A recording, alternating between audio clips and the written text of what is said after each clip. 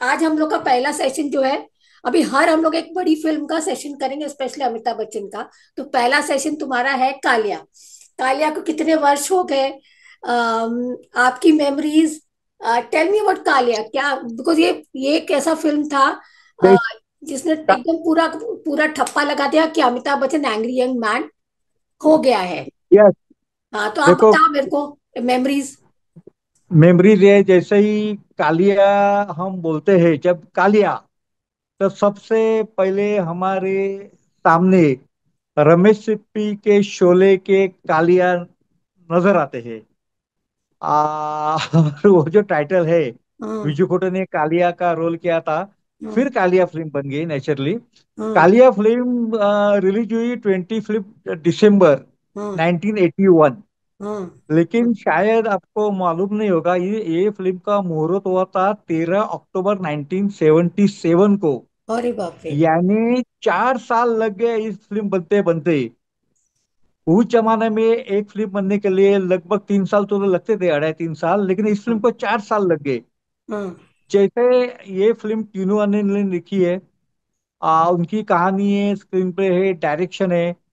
इस फिल्म के पहले उन्होंने दुनिया मेरी जेब में पिक्चर शुरू की थी, वो भी अटक गई थी क्योंकि शशि कपूर और ऋषि कपूर का डेट्स मैच नहीं हो रहा था। शशि कपूर तो टैक्सी हीरो करके फेमस थे, हाँ। हाँ। अमिताभ बच्चन भी बिजी थे। हाँ। इकबाल सिंह ने टीनू आनंद को जब साइन किया तो उनका पहला कहना था कि धर्मेंद्र को लेके ये फिल्म बनाएंगे। हाँ। हाँ। टीनू आनंद ने उनको स्क्रिप्ट सुनाई, हाँ। लेकिन धर्मेंद्र भी काफी बिजी थे। आपको तो मालूम है, 70s में धर्मेंद्र, अमिताभ बच्चन, विनोद खन्ना, शशि कपूर, शत्रुघ्न हाँ। सिन्हा काफी बिजी थे। हाँ। धर्मेंद्र ने ना बोलने के बाद विनोद खन्ना को सुनाई, हाँ। विनोद खन्ना भी बिजी थे। हाँ।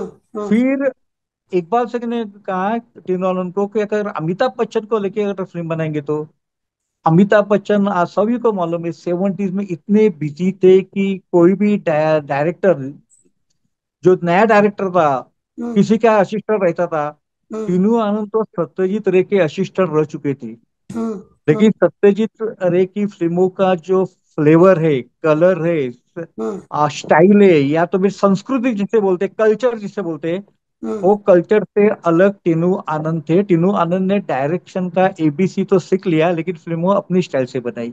हाँ। अमिताभ बच्चन ने भी टीनू आनंद को है ना, इमीडिएटली उनका मीटिंग नहीं हो पाया। हाँ। 1 साल अमिताभ के पीछे लग रहे थे, कहीं ना कहीं मीटिंग हो जाए, कहीं ना कहीं मीटिंग हो जाए, कहीं ना कहीं मीटिंग हो जाए। फिर एक मीटिंग तय हुई। हाँ। अमिताभ बच्चन ने कहानी सुनी, हाँ। और तीनों उनको लग गया कि अमिताभ बच्चन ने फिल्म करेंगे। तो उन्होंने झटके से बोल दिया कि आप ये फिल्म कर रहे हैं। तो अमिताभ बच्चन ने पूछा कि आपने कैसे तय किया कि ये फिल्म में करने वाला हूँ। तो हाँ। टीनू ने बताया कि इंडस्ट्री में आपके बारे में एक बात कही जाती है, कहानी सुनने के बाद अगर आप अपने बालों में अगर कुछ ऐसा ये करेंगे, बालों में हाथ डालेंगे या आसमान की ओर देखेंगे, ऊपर देखेंगे, तो हाँ। समझ लेना कि अमिताभ बच्चन को ये कहानी पसंद नहीं है। ऐसा तो आपने कुछ भी नहीं किया, ओके। आपने कुछ नहीं किया, इसका मतलब है आपको कहानी पसंद आई। हम्म। फिर कहानी पसंद आई तो अमिताभ बच्चन को टीनू वालन का जो कॉन्फिडेंस था वो बहुत अच्छा लगा। हाँ। फिल्म के डायलॉग इंद्रराज आनंद ने लिखे थे। फिल्म शुरू हो गई, परवीन बाबी, हाँ। कादर खान, अमजद खान, प्राण, हम्म। आशा पारेख, और काफी स्टारकास्ट को लेके पिक्चर तो शुरू हुई। लेकिन अमिताभ बच्चन के पास टाइम नहीं था, और ये तय हुआ कि जैसे जैसा वक्त मिलेगा, कभी 2 घंटा मिलेंगे, कभी 4 घंटा मिलेंगे, वैसे हम फिल्म बनाते जाएंगे। सेम इसी पैटर्न से राकेश कुमार भी काम करते थे अमिताभ बच्चन के साथ, जैसे टाइम मिलता था वैसे अच्छा। टिनोर ने भी वही सेट किया हाँ। कि और लोगों की फिल्मों से, जैसे प्रकाश मेहरा है, मनमोहन देसाई है, यश चोपड़ा है, इनकी फिल्में में आपको तो जानते हैं, ऋषिकेश मुखर्जी है, रमेश सिप्पी है, इनके लिए अमिताभ ज्यादा टाइम देते थे। उनसे अगर टाइम मिल जाए तो बाकी लोगों को टाइम मिलता था। फिल्म तो बनते जा रही थी, बनते जा रही थी। 77 में मुहूर्त हुआ, 78, 79, और फिल्म फिर एक दिन हाँ। अचानक परवीन बावी को नर्वस ब्रेकडाउन हो गया। इसी ये सब पिक्चर जानते दौरान। हैं फिर क्या हुआ, काफी फिल्मों की हालत बहुत खराब हो गई। हम्म। तीनों आनंद ने बताया कि परवीन बावी का पोर्शन निकाल के उसकी जगह और एक हीरोइन, कोई हीरोइन लेंगे, और ये फिल्म फिर से शुरू करते हैं। हम्म। फिल्म बन जाएगी। लेकिन अमिताभ ने बोला नहीं, जब जब तक परवीन भाभी रिकवर नहीं होती, फिर से काम में नहीं लग जाती, हम्म। तब तक हम रुकते हैं। हम्म। तो इस पहले ब्रेकडाउन से, पहले नर्वस ब्रेकडाउन से तो परवीन भाभी तो निकल गई, हम्म। नॉर्मल हो गई, फिर शूटिंग हुई। हम्म। अगर आप फिल्म देखेंगे हम्म। ये फिल्म के बारे में खास बात है, फिल्म देखने जाएंगे हम्म। तो परवीन भाभी की फिल्मों में एंट्री लगभग 1 घंटे के बाद है। अच्छा। देखो, अमिताभ बच्चन और परवीन बबी मजबूर से लेके एक साथ काम करते थे। ये तो हिट प्ले हम्म। पेयर 1970s का जो दौर था, उसमें से one of the hit pair Amitabh Bachchan और परवीन बबी थी। हम्म। हम्म। फिर पिक्चर तो आ गई, पिक्चर और बजट हो गई नेचुरली, 4 साल हम्म। लग गई, डेट से तो साफ है। पिक्चर तो हिट हो गई, लेकिन पिक्चर के हिट होने में सबसे ज्यादा जो ये था वो डायलॉग। क्रेडिट। जहां हम खड़े रहते लाइन वहीं से शुरू हो जाती है। ये डायलॉग इतना पॉपुलर हो गया। इंदिराज आनंद उस जमाने में सलीम जावेद के डायलॉग और इंदिराज आनंद के डायलॉग बहुत पॉपुलर हुआ करते थे। कादर खान का जो टाइम था उसके थोड़ा बाद वाला युग है। और ये फिल्म के डायलॉग हिट हो गए। हाल ही में टीनू आनंद ने एक इंटरव्यू में बताया कि इस फिल्म में एक डायलॉग था, हम्म। वो डायलॉग के ऊपर अमिताभ बच्चन बोला कि ये डायलॉग मैं नहीं बोलूंगा। दिलीप क्यों? दिलीप दिलीप, एक मिनट। मैं टीनू आनंद और अमिताभ बच्चन का जो रिलेशनशिप है उससे शुरू करते हैं इसको। हाँ। दिलीप, हाँ, मिस्टर बच्चन एंड टीनू आनंद का जो एसोसिएशन है उसके बारे में बात हाँ, करो, और फिर इसके बाद हम लोग ये बात करेंगे टीनू आनंद और अमिताभ बच्चन के साथ क्या किस्सा हुआ। हाँ। तुम्हारे में एक डायलॉग पे वो उर्दू बोल नहीं पा रहे तो टीनू आनंद ने तो मेरे को थोड़ा उस पर बताइए पहले, अमिताभ बच्चन एंड टीनू आनंद का रिलेशनशिप एंड किस तरीके का था। टीनू आनंद को भी गुस्सा बहुत आता था, शॉर्ट टेम्पर्ड थे, और कैसे इन यस। दोनों ने, दो लोगों ने कैसे काम किया। देखो, कालिया तो बन गई, कालिया बन गई। और आप तो जानते हैं, सभी जानते हैं, जब पिक्चर हिट होती है तो डायरेक्टर और जो हीरो है, उसके आर्टिस्ट है, उनके साथ वो पेयर बन जाती है। इंदिराज आनंद जो डायलॉग राइटर थे, उनकी उनकी वजह से टीनू आनंद का और अमिताभ बच्चन की तो पहचान थी, फिर फ्रेंडशिप हो गई। हम्म। कालिया के बाद उन्होंने पिक्चर बनाई शहंशाह। हम्म। आप शहंशाह के टाइटल्स देखेंगे तो शहंशाह की स्टोरी आइडिया में नाम है जया बच्चन का। हम्म। शहंशाह एक अलग सब्जेक्ट रहेगा, क्योंकि उस वक्त की रिलीज की वक्त की कंट्रोवर्सी लेके। हम्म। फिर अमिताभ बच्चन का थोड़ा बैड टाइम जब आ गया, हम्म। 88, 89, 90, तो हम्म। मैं आजाद हूँ, तीनों आनंद ने अमिताभ बच्चन के लिए एक पिक्चर बनाई जो जिसे रियलिस्टिक मूवी कह सकते हैं। हम्म। फिर अमिताभ बच्चन ने 92 के खुदा गवाह के बाद, जो मुकुल आनंद ने मतलब, उसके बाद एक गैप ले लिया, और फिर से जब आए तो मेजर साहब बनाई। हम्म।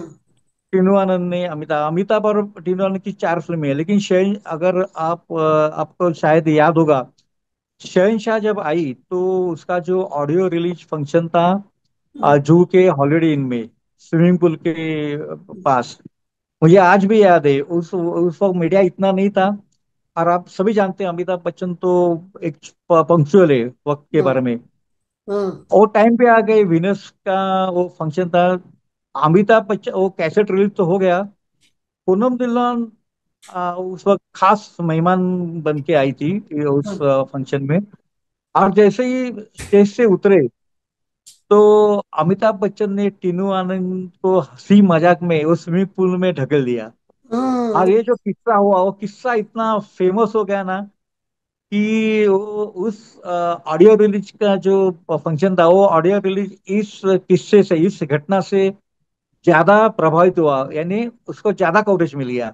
हम्म। तो टीनू आनंद और अमिताभ बच्चन की जो फ्रेंडशिप है, देखो हम्म। अमिताभ बच्चन को जब भी जरूरत थी, हम्म। तो यानी कालिया के बाद के पीरियड में, कि कुछ मैं बन जाऊं, कुछ मैं, मेरा जो जो डाउनफॉल था, वो उस डाउनफॉल से निकालने के लिए उन्होंने मैं आजाद हूँ जैसी फिल्म बनाई, जो उसका पुणे में जब शूटिंग था।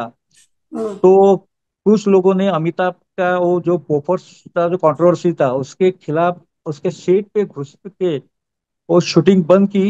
हम्म। उस वजह से तीनों आनंद ने पूरा यूनिट लेके वो गोवा चले गए हम्म। और गोवा में शूटिंग की। और मैं आजादू बन गई। मैं आजादू पिक्चर अच्छी थी, रिव्यूज अच्छे आए, लेकिन पिक्चर वो सॉफ्ट, अमिताभ बच्चन का उसमें जो रोल था वो बिल्कुल सॉफ्ट था।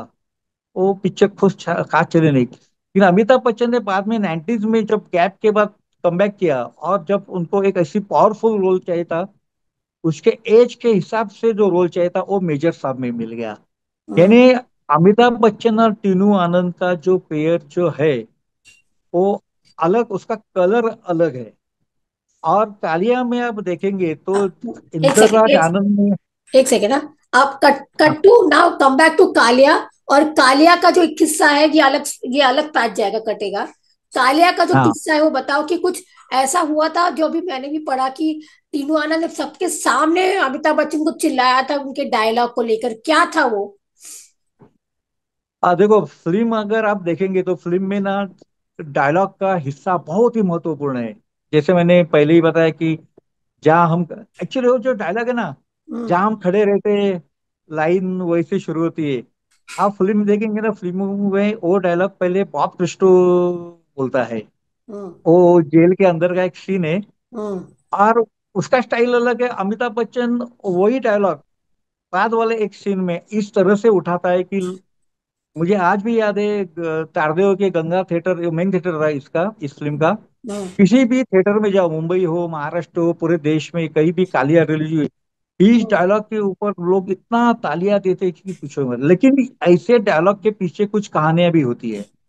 एक ऐसा कुछ डायलॉग था जो प्राण को लेके, यानी अमिताभ बच्चन प्राण को सुनवाता है, और वो डायलॉग तय हुआ। लेकिन प्रॉब्लम ये हुआ कि अमिताभ बच्चन ने बोला कि ये डायलॉग मैं नहीं बोलूंगा। तो टीनू आनंद ने बताया कि अरे ये डायलॉग तो मेरे बाप ने, मेरे डैडी ने लिखा है, और मेरे डैडी डायलॉग राइटिंग में बहुत ही माहिर है, सक्सेसफुल है। उनको मालूम है कि फिल्मों के डायलॉग कैसे लिखे जाते हैं। फिल्मों का जो फिल्म डायलॉग का एक अलग सा कल्चर है, वो आम डायलॉग संवाद नहीं होता है। हाँ, उस जमाने में तो डायलॉग, आप सबको तो मालूम है, डायलॉग सुनने के लिए ऑडियंस भी जाती थी, डायलॉग सुनने के लिए जाने वाले ऑडियंस भी थी। हम्म। तो एक सवाल, एक डायलॉग के ऊपर वो अटक गए। तो फिर अमिताभ बच्चन बोले कि नहीं नहीं, ये डायलॉग मैं नहीं बोलूंगा, ये डायलॉग शूट नहीं होता। तो फिर श्रीनोवाल ने सबके सामने बोला कि नहीं नहीं नहीं, ये डायलॉग आपको बोलना ही पड़ेगा। तो फिर अमिताभ बच्चन, टिनू आनंद ने अमिताभ को ये बताया, अगर ये डायलॉग हमने रखा और थिएटर में अगर तालियां नहीं पड़ी तो मैं डायरेक्शन छोड़ दूंगा। अगर अब तालियां पड़ी तो आप एक्टिंग छोड़ दो। एक किस्सा खुद टीनू आनंद ने एक इंटरव्यू में भी किसी साल पहले बताया है। तो फिर अमिताभ बच्चन मान गए और डायलॉग बोला, वो डायलॉग क्लिक हो गया। फिर और एक ऐसा ही और एक टाइम वक्त हुआ सेट के ऊपर, कालिए के सेट के ऊपर और एक डायलॉग था। अमिताभ बच्चन ने बोला कि ये डायलॉग मैं नहीं बोलूंगा। तो कैमरे के पीछे से एक आवाज आई, ये डायलॉग आपको बोलना ही पड़ेगा। तो सबने मुड़ के देखा, कौन है, कौन बोल कहता है कि ये डायलॉग अमिताभ बच्चन को बोल रहे कि आपको ये डायलॉग बोलना पड़ेगा। तो वो थे खुद इंदर राज आनंद। ओके। वो उस दिन सेट पे आए थे, तो अमिताभ बच्चन को यकीन हो गया। खुद डायलॉग राइटर अगर इतनी कॉन्फिडेंस से बोल रहा है कि ये डायलॉग लोगों को पसंद आएगा, तो इस डायलॉग में कुछ तो दम है। अगर आप फिल्म देखेंगे तो फिल्म पूरी की पूरी फिल्म में है ना, डायलॉग फिल्म का सबसे बड़ा प्लस पॉइंट है। और सबको तो मालूम है कि अमिताभ बच्चन के सक्सेस में डायलॉग और डायलॉग राइटर और अमिताभ बच्चन का जो हिंदी भाषा का जो लहजा है, शुद्ध हिंदी जिसे बोलते हैं, लेकिन हिंदी वर्ड जिसे कहते हैं, जैसे इंदर राज आनंद जी ने बताया था, जो टिनोरन ने इंटरव्यू में बताया कि इंदर राज आनंद जी का कहना था कि मेरे डायलॉग में जहाँ कॉमा होगा, जहाँ थोड़ी गैप आएगी, जहाँ रुकना पड़ेगा, उसी हिसाब से ही वो डायलॉग बोलना चाहिए। तभी उसका उसका जो डायलॉग का जो वजन है, जो हम्म। इम्प्रेशन है, वो लोगों तक पहुंच जाएगा। और Amitabh Bachchan, dialogue dialogue delivery में अमिताभ बच्चन एक सबसे बड़ा गाइड जिसे बोलते हैं, आइडल जिसे बोलते हैं, वो है। पिक्चर हिट हुई, पिक्चर कामयाब रही। लेकिन अगर बॉक्स ऑफिस के बारे में जो कहा जाता है कि फिल्म चली, लेकिन प्रॉफिट लेवल उतना नहीं रहा, बिकॉज फिल्म डिले हो गई, डिले हुई और बजट भी बढ़ गया। और जब बजट बढ़ता है तो नेचुरली ये सब होता है। दूसरी खास बात थी मजरू के गीत और आर डी बर्मन का संगीत। एक सेकेंड ना, एल ओ वी। एक सेकेंड, एक सेकेंड। नाउ, म्यूजिक का बहुत बड़ा रोल था इसमें भी, गाने का, तो उस पे बताइए। देखो आर डी बर्मन के फैन तो जानते हैं कि आर डी बर्मन का अगर म्यूजिक हो तो कुछ तो ऐसे नगमे आएंगे जो सदा यादगार रहेंगे। जैसे इसमें है, जहाँ पे तेरी नजर है, मुझे जा मुझे खबर है, बचना जटा कोई आगे इसके। लेकिन इस गाने की खास बात यह है कि शायद कम लोग जानते होंगे। आप अगर गाना देखेंगे तो आप बोलेंगे अरे ये जो सेट है ना, ये सेट हमने किसी फिल्म में हमने देखा है। अरे कौन सी पिक्चर का ये सेट है, ये सेट, ये गाना हमने देखा है।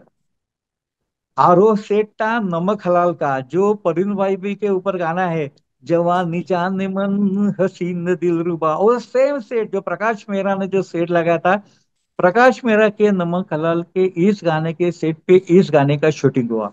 तब ऐसी बातें होती थी। और थोड़ा सा चेंज करते थे, आर्ट डायरेक्टर माहिर थे, कैमरामैन अपना एक डिफरेंट एंगल लगा के ऐसे दिखाते थे कि चलो ये थोड़ा सा डिफरेंट है, लेकिन पता चल गया। और बाकी वो एल ओ वी ही जो मैंने प्यार का गाना था, हाँ। ये अमिताभ बच्चन और परिंदर के ऊपर था। ये दोनों गाने तो हिट हो गए। बाकी एक मोहम्मद रफी साहब का भी गाना था जो भी राम सेठी के ऊपर था जेल में, वो भी चल गया। लेकिन गाने तो हिट हुए। और डायलॉग के लिए और गाने के लिए हम्म। लोग फिल्में बार बार देखते थे। अगर कालिया या 60s 70s की फिल्मों के आप देखेंगे तो उस वक्त ना रिपीट रन और मैटिनी शो में ये जो फिल्में फिर से आती थी, तो हम्म। लोग या तो गाने के लिए फिर से देखते थे या डायलॉग के लिए फिर से देखते थे। तो कालिया का जो रिपीट वैल्यू था वो बहुत जबरदस्त था। फिर तो वीडियो पे आ गई, चैनल्स पे आ गई। ये तो फिल्म तो आज भी चल रही है अगर कहा जाए तो, आज भी पुरानी नहीं हुई। मैं बोलूं, अगर ना उस लोग कहते हैं कि ये फिल्म के बाद मतलब Amitabh Bachchan angry young man दीवार ये दीवार से हो गए थे, क्या नहीं, जंजीर से हो गए थे, संगीत उनका से। नाम जंजीर से हो गए थे। बट ये ये कितना, ये वाला फिल्म कितना इम्पोर्टेंट था कालिया उनके लिए। नहीं देखो, जंजीर आप देखेंगे तो 1973 की पिक्चर है, प्रकाश मेहरा सलीम जैद की स्क्रिप्ट। जंजीर हिट हुई। जंजीर में उनका एंग्री यंग मैन का जो किरदार था, कैरेक्टर था, लोगों को पसंद आया। उस अमिताभ बच्चन को इमेज मिल गई। फिर 1975 को दीवार आ गई जनवरी में। और दीवार से लेके अमिताभ बच्चन का तौर एक्चुअल जो कहते हैं ना, जो स्टैंड अप हो गया। एंग्री मैन की जो इमेज थी, जो जंजीर ने उनको दी, दीवार बिल्डअप हो गया। फिर शोले आ गई, फिर और फिल्में आती रही। तो फिर बीच में कभी कभी जैसा एक अलग सा रोल भी अमिताभ ने किया। ऋषिकेश मुखर्जी की फिल्मों में आप देखेंगे तो अमिताभ बच्चन अलग से नजर आते हैं। लेकिन ये जो मसालेदार जैसे मूवी जिसे कहते थे, मसाला मिक्स मूवी, जो एंग्री यंग मैन है, डायलॉग बाजी है, विलन के ऊपर गुस्सा निकालने का, इसमें अमजद खान विलन है। तो वो जो रोल था, वो रोल एक्चुअली कालिया जैसे जो रोल है ना, 1981 तक अमिताभ बच्चन के लिए ये अगर कहा जाए तो उनके लिए कॉमन था। मीन्स जो जंजीर में उन्होंने किया, दीवार में किया, बाद में कुछ फिल्मों में जो किया, त्रिशूल में किया, तो उनके लिए हटके रोल तो नहीं था। लेकिन इसमें क्या था कि इसमें नॉर्मल था, फिर जेल में जाता है, फिर जेल से निकलता है, फिर बदला लेता है। ये सब था इसमें। उनके ऊपर डाउट आता है कि उन्होंने एक खून मर्डर भी किया है। और उनकी जो भाभी है आशा पारेख ने जो रोल किया, और वो जेल में बता कि ये नहीं नहीं मैंने देखा, इन्होंने ही वो मर्डर किया है। तो फिर वो खुद को साबित करना चाहता है कि मैंने वो मर्डर नहीं किया और किसी ने किया है। ये जब सब कहानी थी, वो एक्चुअली कहानी में अगर देखा जाए ना तो कहानी में इतना जब अट्रैक्टिव ऐसा कुछ नहीं था। लेकिन अमिताभ बच्चन का क्रेज था, फिल्में चल रही थी, और ये भी फिल्म चल गई, अच्छी तरह से चल गई, सुपर हिट रही। और इसमें गंगा में तो सिल्वर जुबली बनाई। मैं आपने राम सेठी का नाम लिया और आशा पारेख का नाम लिया। राम सेठी और अमिताभ बच्चन का किस तरीके का बॉन्डिंग था? बिकॉज मुझे तो ऐसा लगता है कि मिस्टर बच्चन को और राम सेठी का कुछ अलग इक्वेशन था ऑफ स्क्रीन। क्या ये सच है कि नहीं है? नहीं नहीं, सच है ना। देखो, राम सेठी प्रकाश मेहरा के असिस्टेंट थे, और प्रकाश मेहरा के हर फिल्म में वो छोटा मोटा रोल भी करते थे। और प्रकाश मेहरा की जंजीर से लेके अमिताभ बच्चन, देखो, हेरा फेरी, मुकद्दर का सिकंदर, लावारिस, नमक हलाल, आज का अर्जुन तक, सॉरी, जादूगर तक अगर जाएंगे हम, तब तक अमिताभ बच्चन और प्रकाश मेहरा की पेयर तो बहुत जम गई। उनकी लास्ट फिल्म थी दोनों की एक साथ, जादूगर।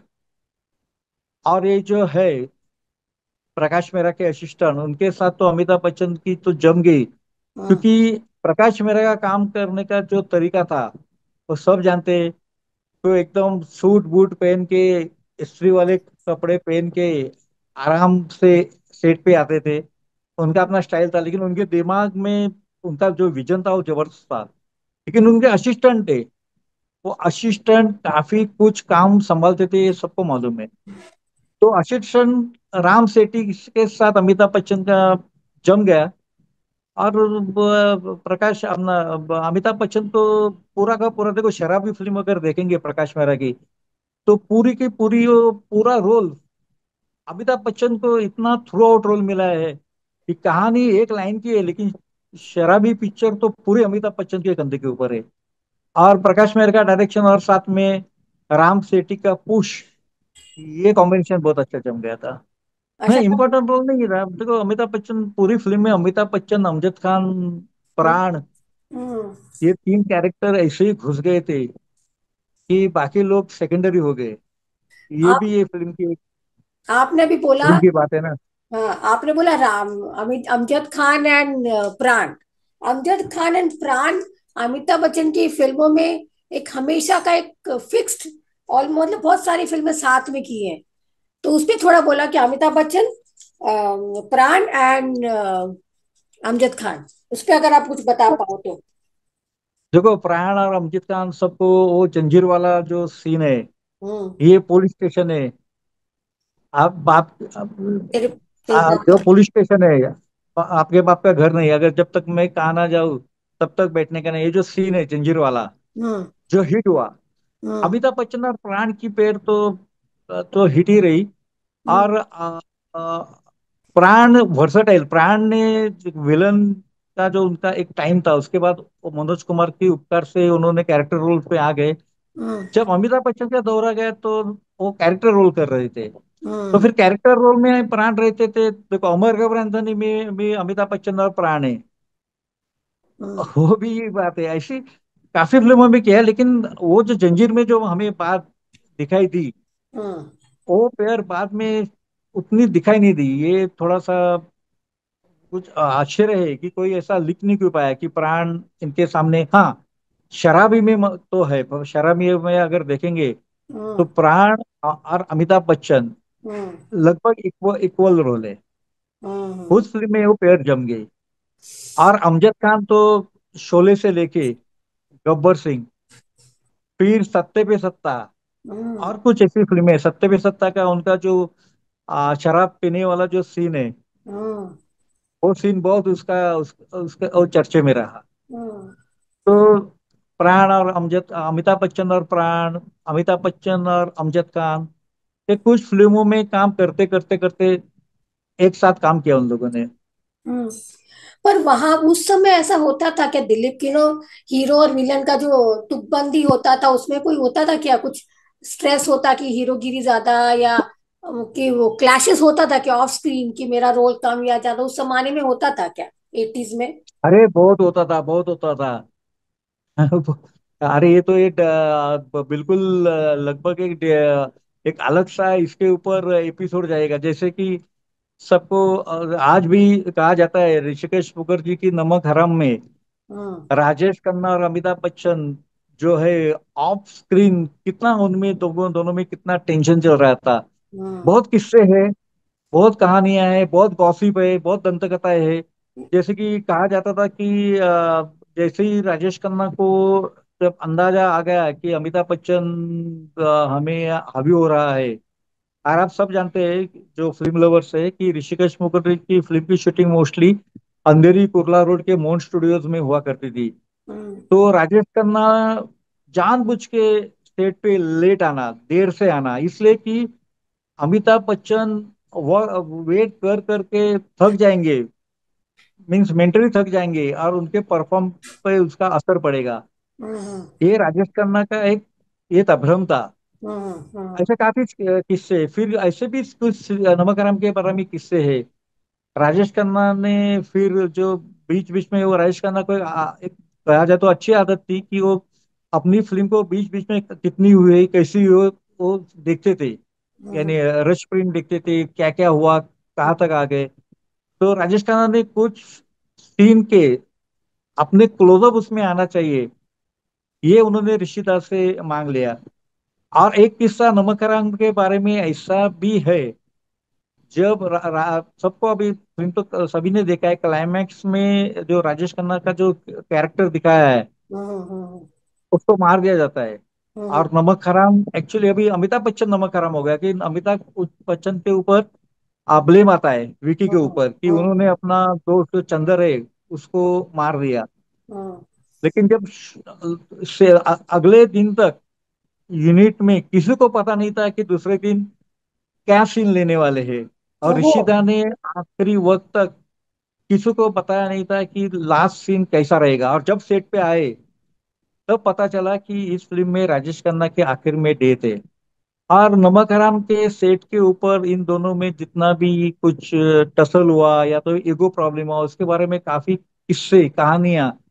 देखो फिल्म को 51 साल हो गए, 51 ईयर्स हो गए, आज भी वो किस्से चर्चा में है। अच्छा दिलीप, अभी खाली 7-8 मिनट बचा है तो मैं वापन खाली इस पे कालिया पे करते, खाली लास्ट में ऑडियंस को आप बोलो कि क्यों फिल्म, अगर देखी नहीं किसने फिल्म, तो क्यों कालिया फिल्म देखनी चाहिए आज के ऑडियंस को। आज के ऑडियंस को कालिया फिल्म इसलिए देखनी चाहिए कि उस जमाने में देखो, आज हम मल्टीप्लेक्स में जाते हैं, अभी अभी पुष्पा 2 को लोगों ने डायलॉग को तालियां दी। हम्म जब मल्टीप्लेक्स का जो कल्चर है उसको अभी 50-25 साल हो गए, 2000 में ये कल्चर आया, फिर वो डेवलप हो गया है। लेकिन शुरू शुरू में मल्टीप्लेक्स में है ना, वो सिंगल स्क्रीन वाला फ्लेवर नहीं था। हम्म 81 फुल फुल ऐसा था कि सिंगल स्क्रीन थिएटर, जिसे वन स्क्रीन थिएटर है ना, सिंगल स्क्रीन थिएटर, वो 1000, 1200, 1400 इतनी कैपेसिटी, मिनरवा थिएटर की कैपेसिटी तो 1499, 1499 सीट की थी। और अगर मिनरवा में अगर कोई फिल्म जैसे शोले हाउसफुल में देखेंगे ना, तो एकदम बिल्कुल अलग एक्सपीरियंस मिलता था। जैसे कालिया, हम्म गंगा थिएटर, लगभग 1200 का कैपेसिटी, स्टॉल, अपर स्टॉल, बालकनी। और उस जमाने में लोग हीरो को एंट्री को तालियां देते थे, फिर डायलॉग को देते थे, गाने को देते थे, गाना सुनते थे, फिर गाने देखने के लिए फिर से टिकट निकालते थे। अगर आज के ऑडियंस को अगर फिल्म तालियां देखनी है, तो एक तो अमिताभ बच्चन का परफॉर्म, जो उनके परफॉर्म में जो इजीनेस जो जिसे कहते हैं ना, सहजता जिसे कहते हैं, क्योंकि अमिताभ के लिए कालिया, जैसे कि मेरा ओपिनियन है कि उनके लिए एक तो एकदम इजी फिल्म थी, क्योंकि इस टाइप के रोल वो 70s में काफी कर रहे थे, उनके लिए और एक रोल था। और फिल्म में डायलॉग, जो डायलॉग डिलीवरी होती है, डायलॉग कैसे बोलनी चाहिए, डायलॉग कैसे होते थे, लोग कैसे डायलॉग को रिस्पॉन्स देते थे, हम्म इसके लिए लोगों ने ये फिल्म देखनी चाहिए। आज की तारीख में अगर लोग, देखो कहानी को देखे जाए तो आज के ऑडियंस को इस फिल्म की कहानी में कुछ मिलेगा नहीं। लोग बोलेंगे अरे ऐसी फिल्म आप देखते थे। लेकिन एक टाइम होता है, हर एक जो फिल्म का एक टाइम होता है, हर एक युग की एक फिल्म होती है। तो कालिया उस जमाने की फिल्म है। जैसे 80s शुरू हुई, 70s का तो जबरदस्त सा इम्पैक्ट था। 70s के शुरू में राजेश खन्ना सुपरस्टार थे, उनकी फिल्में सिल्वर जुबली होती थी। फिर अमिताभ बच्चन का दौर आया, उनकी फिल्में सिल्वर जुबली होती थी। जो अगर आप बोलेंगे जिसे स्वर्ण काल जिसे बोलते, कमर्शियली स्वर्ण काल जिसे कहते हैं, जो commercial success, hmm my opinion 70s is ये है कि सक्सेसफुल दशक है 70s का। और 81 शुरू हुआ, वो भी कंटिन्यू रह गया। और अमिताभ बच्चन एकदम पूरे फॉर्म में थे। लोग अमिताभ बच्चन की फिल्में बार बार देख रहे थे, बिकॉज उनको अमिताभ बच्चन की हर बात पसंद आती थी। उसका नाचने का स्टाइल, डायलॉग का स्टाइल, एक्टिंग, इमोशन और टोटल पर्सनालिटी। अगर ठीक। अमिताभ बच्चन क्या चीज है, ये आपको देखना है, तो कालिया है। लेकिन उसकी अदर साइड ऐसी भी है कि कालिया जैसे फिल्म से आप ज्यादा एक्सपेक्ट मत करना कि इससे और क्या मिलेगा। कहानी में आपको ज्यादा आज के ऑडियंस को कुछ मिलेगा नहीं। मिलेगा तो सिर्फ एंड सिर्फ अमिताभ बच्चन और इंदर राज आनंद के डायलॉग। ठीक है। और अगला। एक बात है, हाँ। और एक बात है, जैसे शोले के डायलॉग की ऑडियो और जो आई थी मार्केट में, वैसे कालिया का भी आई थी। और कालिया के रिकॉर्ड को, ईपी जिसे वो कहते हैं, रिकॉर्ड जिसे कहते हैं, ग्रामोफोन रिकॉर्ड, हाँ। उसको भी अच्छा रिस्पांस मिला था मार्केट में। यानी डायलॉग लोग घर में भी सुनते थे उस वक्त, या तो फिर जैसे गणपति का फेस्टिवल हो और कोई फेस्टिवल्स हो, हाँ। और जो लाउड स्पीकर गली गली में लगते थे। हाँ। पूरे देश में कुछ ना कुछ तो फेस्टिवल तो होते ही रहते हैं, आज भी हाँ। होते हैं, पहले भी हुआ करते थे। पहले लाउड स्पीकर का एक क्रेज था। तो हाँ। लाउड स्पीकर के ऊपर कालिया के डायलॉग सुनने के लिए भी लोग खड़े रहते थे, जैसे शोले के डायलॉग सुनने के लिए खड़े रहते थे। और अब वो जो डायलॉग है, जहाँ हम खड़े रहते हैं लाइन शुरू हो जाती है, ये डायलॉग इतना फेमस हो गया, इतना फेमस हो गया कि उस डायलॉग के लिए भी लोग फिल्म देखने के लिए देखने जाते थे। अभी अगला एपिसोड पे किससे बात कर रखे, कौन से टॉपिक पे बात करना चाहोगे आप? कोई भी, आप बताइए। अमिताभ बच्चन की दूसरी फिल्म, कौन सी फिल्म जो आप सजेस्ट करोगे? दूसरी फिल्म में सजेस्ट, देखो अमिताभ बच्चन की हर फिल्म के ऊपर बात हो सकती है। तो चाहे अगला वो चाहे वो दीवार हो या तो फिर तूफान हो, कोई भी फिल्म। हम लोग तूफान पे बात करेंगे, बिकॉज लोगों ने ज्यादा तूफान के बारे में सुना नहीं है। ठीक है। तूफान फिल्म देखो। तो अभी अभी तूफान अभी फिल्म। हमारा समय खत्म हो रहा है। अभी अगला एपिसोड में हम तूफान के बारे में बात करेंगे। Dilip, thank you for your time and let me see how I get this done. Thank you so much. 2 minute हो थैंक यू, गए। थैंक यू, आपने मुझे फ्लैशबैक में ढकेल दिया। और मैं भी फ्लैशबैक में ऐसा गुम हो गया कि मेरे सामने वो गंगा थिएटर का डेकोरेशन कालिया के वक्त का और अमिताभ बच्चन का वो पोस्टर तो मेरे नजर के सामने आज भी है। थैंक पूरा यू। का पूरा आ गया सब। Thank you so much. Bye Dilip. बस, थैंक यू। Bye bye.